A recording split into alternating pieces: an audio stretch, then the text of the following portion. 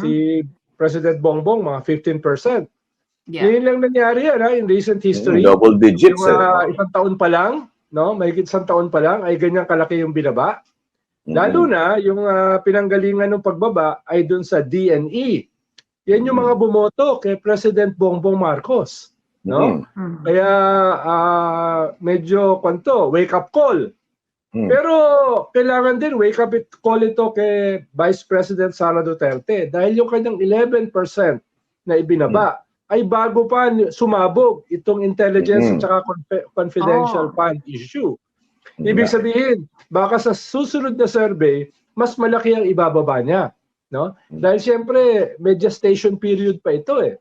At ito kanyang kondukta, yung kanyang pagsagot dito sa issue na ito, ay mukhang sablay na sablay. Lalo na itong huling sagot niya na binanggit mo, Ina, na ang tutol o ang kontra sa intelligence at saka confidential fund ay kontra kapayapaan at kontra sa bayan. No?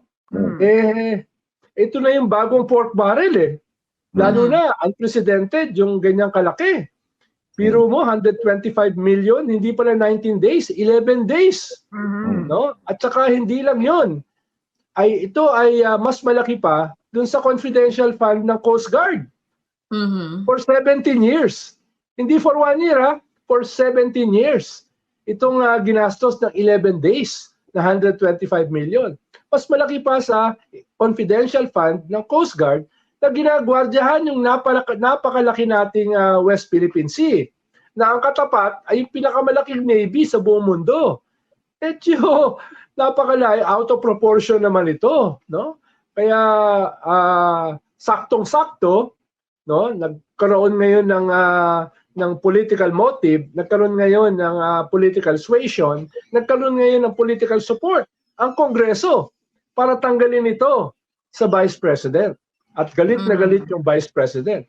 Kahit tahimik yung Speaker, alam naman ng Vice President, di ba, Michael, Ina, kung sino ang nagutos. No?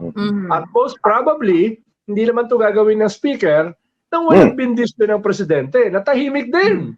Kung napapansin nyo, di ba? Yung mga bossing tahimik. Pero sabi nga natin noong nakaraan, we weren't born yesterday. Alam naman natin yung mga dotted lines sa ganitong mga pangyayari. Kaya lagi natin sinasabi, hintayin ang susunod na kabanata sa Game of Thrones at saka sa House of Cards, Philippine version.